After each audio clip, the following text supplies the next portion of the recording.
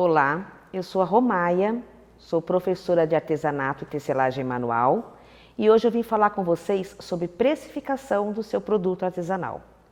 É um assunto extremamente importante que muita gente tem dúvida e eu vim aqui trazer algumas dicas de como calcular corretamente este seu preço.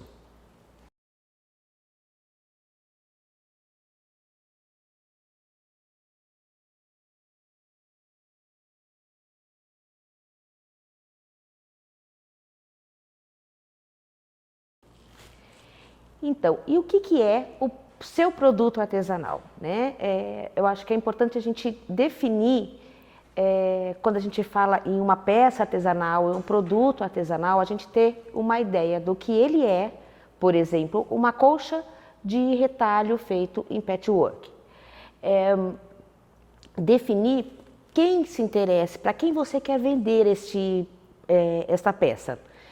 Eu quero vender para mulheres que gostam de ter suas casas decoradas, ou eu quero vender para quem trabalha com decoração. É muito importante saber também para que serve, né, essa sua peça.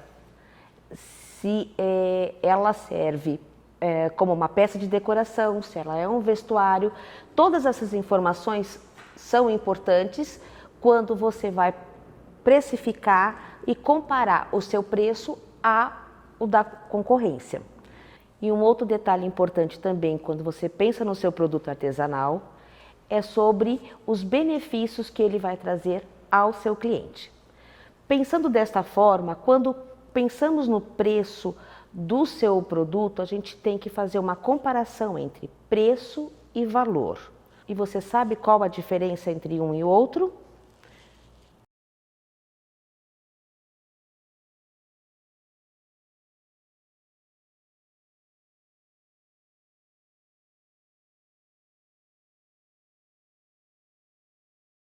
Vamos falar do que significa o valor do seu produto artesanal. O valor é algo mais subjetivo, não é o valor monetário. É os benefícios e aquilo que vai trazer de positivo ao seu cliente. Pode ser uma coisa que ele deseje muito, né, e pode ser alguma coisa que ele necessite e que também nós temos essas diferenças. E a gente vai conversar rapidinho daqui a pouco sobre isso. E nós vamos falar também sobre preço, que é, aí sim, a parte monetária, o quanto financeiramente o seu produto representa no bolso do seu cliente, ok?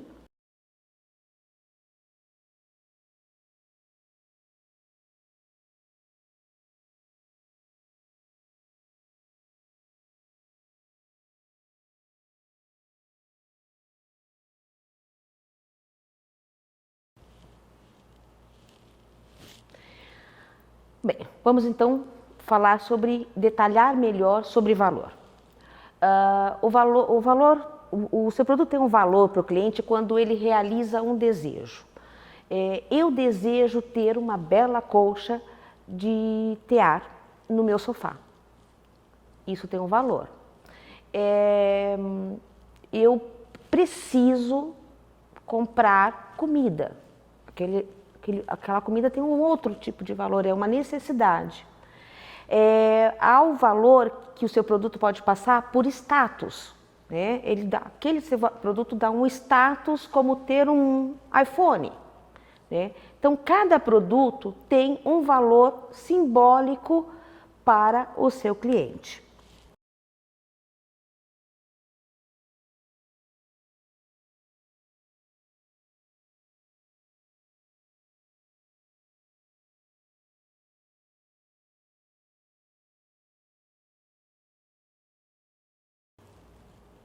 E o seu preço, né? A parte financeira, né? O que compõe este preço? Então, nós temos o valor de todos os materiais que você utiliza para produzir este material. Você tem as suas despesas fixas, que são despesas que você tem todo mês, independente se você está produzindo ou não, se você está vendendo ou não. Nós temos as despesas variáveis são aquelas que dependem da quantidade que você produz, né, do quanto você gasta de energia elétrica durante o tempo que você está produzindo à noite, o tempo que você gasta ligando para os seus clientes pelo seu celular. Essas são as variáveis.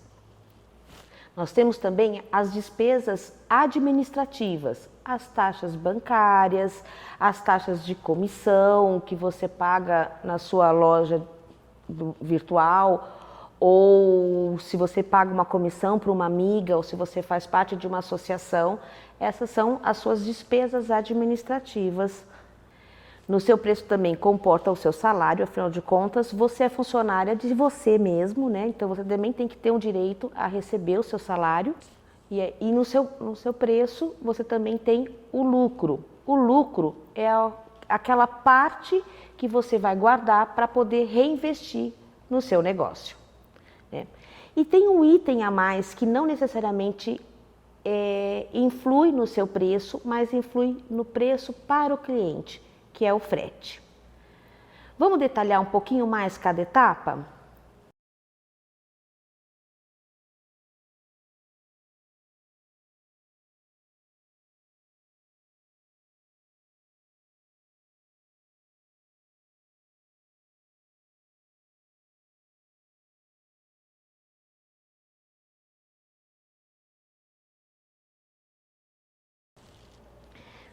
Todos os custos de material implicam em todos os custos mesmo. Linha, botão, agulha, tecido, tudo que a tua peça significa. Nós usamos como exemplo a colcha de retalho em patchwork. Lá você tem linha, você tem o tecido, você tem a manta, você tem a agulha que quebra e tudo mais.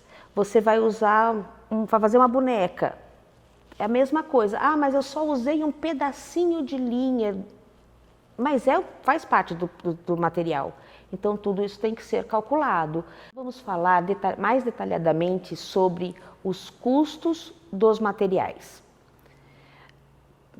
Os custos dos materiais a gente tem que colocar, mesmo que seja um pequeno pedacinho, nós temos que colocar ali, calcular o preço.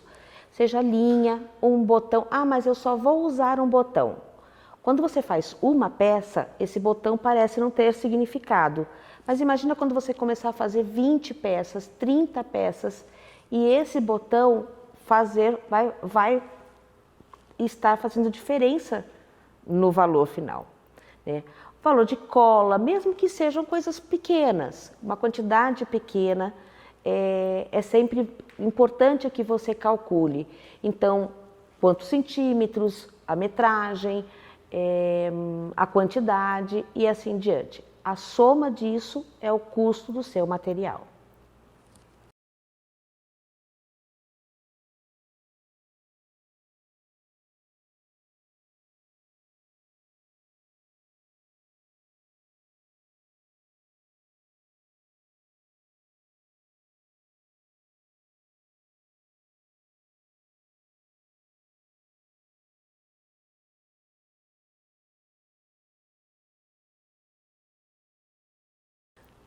Sobre as despesas fixas, que também gera uma grande confusão quando a gente fala sobre isso.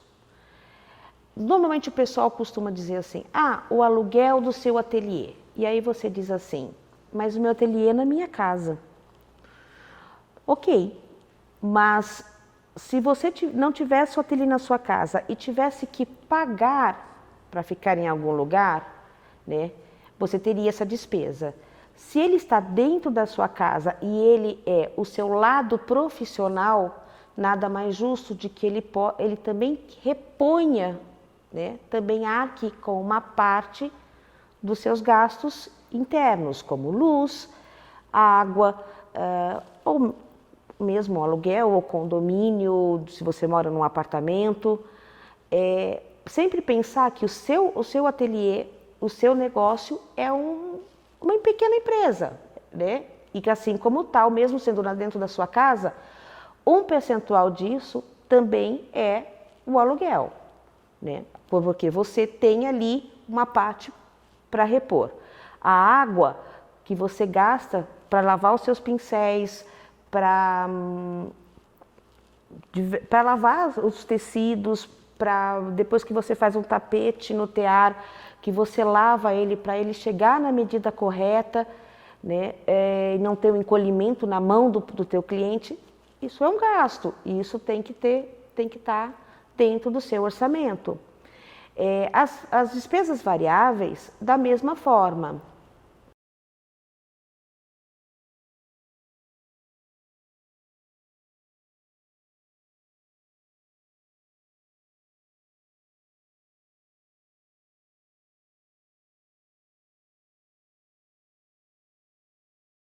As despesas variáveis parece que você fala assim, ah, mas foi só um pouquinho que eu só trabalho um pouquinho só à noite, né?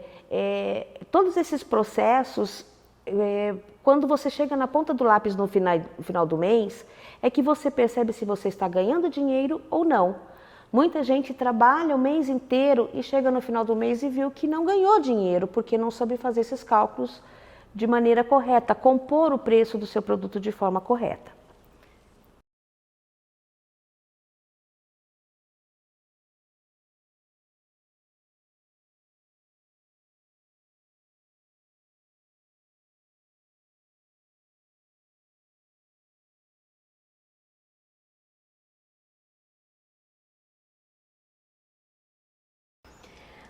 E sobre o seu salário? Eu costumo dizer que eu sou dona do meu próprio negócio. Eu não tenho uma funcionária. Quem produz, quem faz todo o trabalho sou eu. Então eu sou funcionária de mim mesma. Se eu sou funcionária da minha empresa, eu tenho direito a ter um salário. Eu tenho direito a ter um 13º, eu tenho direito a ter as férias. Você fala assim, você pode pensar, ah, ok, mas aí o preço do meu produto vai ficar muito caro. Mas você vai diluir isso no dia a dia. Você vai diluir isso na sua hora de trabalho. Quanto mais o seu trabalho for mais elaborado, maior é o preço dele. E quanto menor ele for, quanto ele mais rápido ele for, menor é o preço dele por hora aula. E a soma o seu salário, na verdade, é a soma de todos os trabalhos que você fez durante aquele mês. Cada produto, sim, tem que estar com o seu valor ali separado.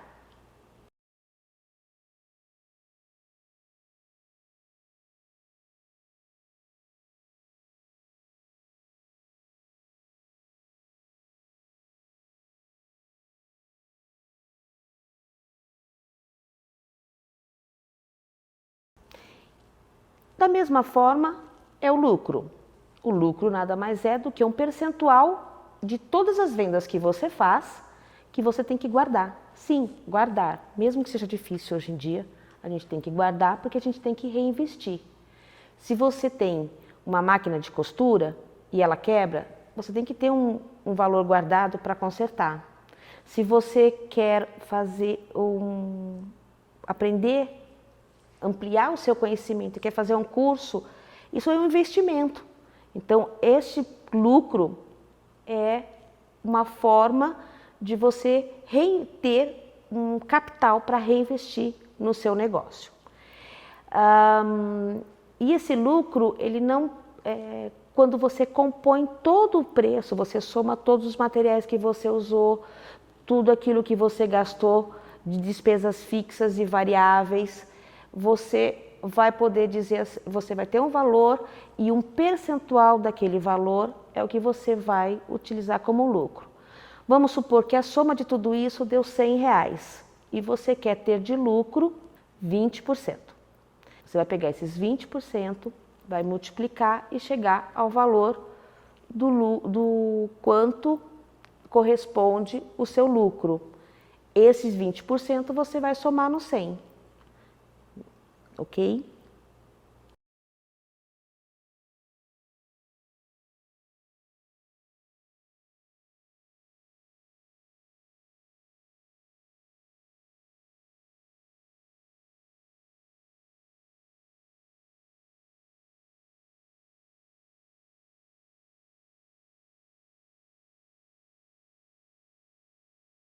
Vamos falar agora da questão frete, que é o que eu falei. Na verdade, ele não compõe o seu preço final, mas influi no bolso do seu cliente. Existem alguns procedimentos que você pode fazer em relação ao frete, que eu digo que é de bom senso na hora do atendimento. Sempre informar para o seu cliente qual o valor do frete. E aí você faz uma consulta ao site dos Correios, pega o CEP dele, você já tem a ideia do tamanho da sua embalagem e tudo mais, o peso do seu produto, e aí você pode dizer ao cliente, o frete será de tanto e ele será acrescido ao valor do seu produto. Alguns artesãos, algumas empresas costumam dar o frete grátis. Isso é um benefício que você dá ao seu cliente. Você pode dizer assim, se você mora no raio de 15 quilômetros, você não paga o frete, porque você vai levar pessoalmente ou coisa parecida. E existem possibilidades de você fazer convênios com o correio para que isso possa baratear o frete para o seu cliente. O frete faz parte do preço do seu produto aos olhos do cliente, porque o frete é sempre ele que paga, ok?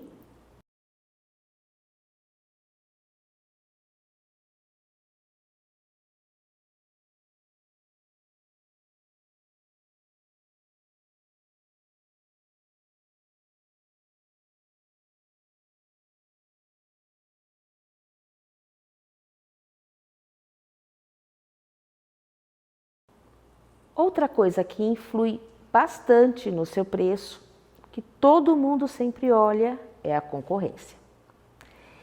E a concorrência, eu vejo muitos artesãos olhando a concorrência de uma forma errada. Da seguinte maneira, todo mundo se baseia em que o quanto o outro está vendendo, né? Porque, assim, ele vende mais barato do que eu. Eu acho que ou ele vende muito mais caro do que eu. Acho que a comparação entre o preço do produto do concorrente, se ele está mais baixo ou se ele está maior, tem aí umas variáveis que é justamente em cima do que se compõe o preço, né? Se ele trabalha com materiais de baixa qualidade, que com isso preços mais baratos, ou se ele trabalha com preços de ótima qualidade, mas ele comprou uma quantidade grande, com isso ele conseguiu um preço também bom, você não consegue analisar. O que você precisa analisar quando você fala em concorrência é o mercado no seu geral dentro da sua técnica. Vamos falar do tear. O cachecol, por exemplo. Eu não posso comparar o meu cachecol feito no tear manual com um cachecol industrial. Mas eu posso, e não posso comparar com quem fez com tricô ou crochê. Eu tenho que comparar com aquilo que foi dentro da minha técnica. Na minha cidade, né? Eu vou observar quem são as pessoas que produzem cachecol em tear.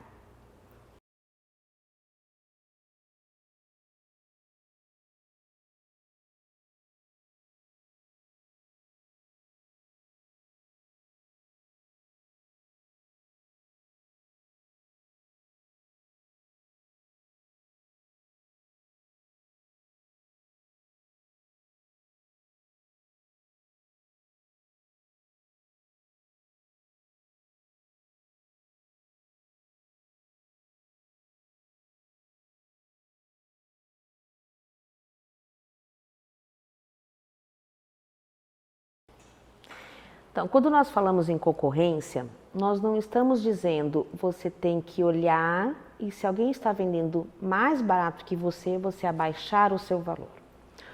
Ou se ele vende mais alto, então agora eu posso subir, né?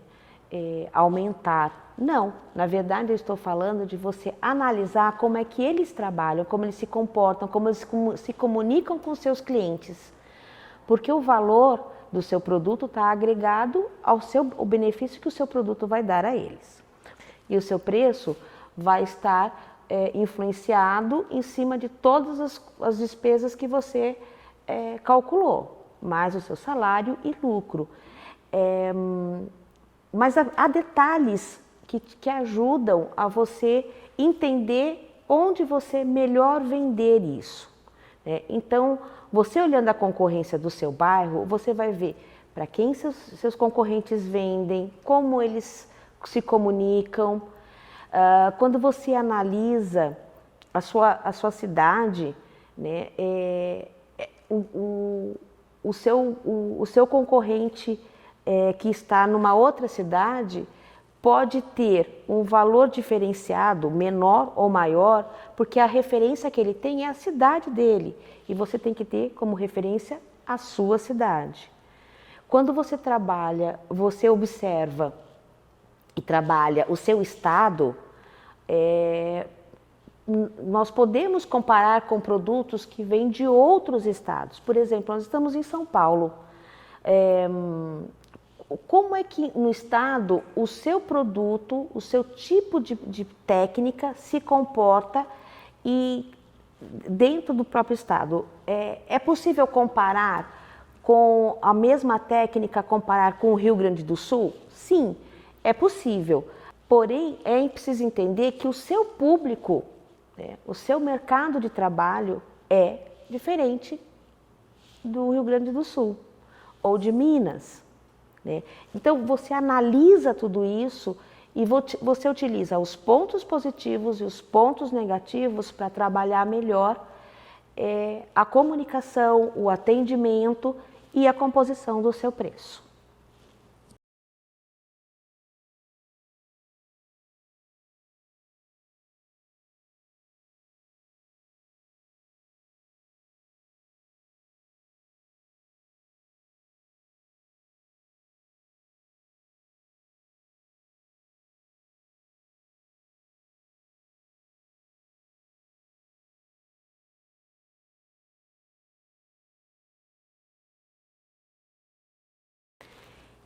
Estamos chegando ao final então da nossa palestra. Eu sei que vai haver muitas dúvidas, então eu me disponho, coloco aqui para vocês o meu WhatsApp e me disponho a responder e auxiliar no que for possível.